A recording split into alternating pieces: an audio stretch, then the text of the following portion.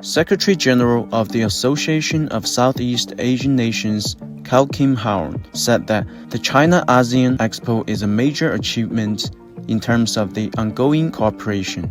The 20th China-ASEAN Expo opened on Saturday in China's Nanning, with nearly 2,000 enterprises attending.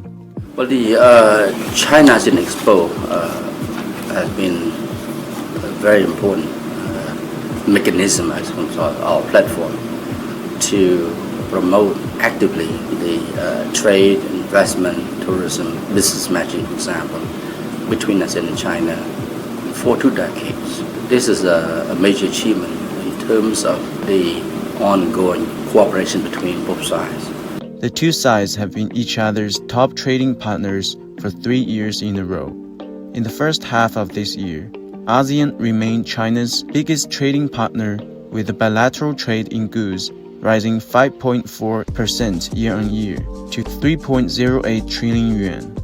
I think ASEAN leaders, ministers and senior officials have been coming to Nanning in the past 20 years to promote our cooperation.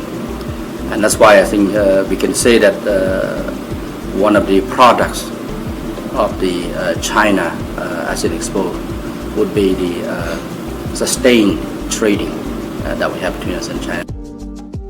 This year marks the 20th anniversary of the China-ASEAN Expo and the 10th anniversary of building a closer China-ASEAN community with a shared future.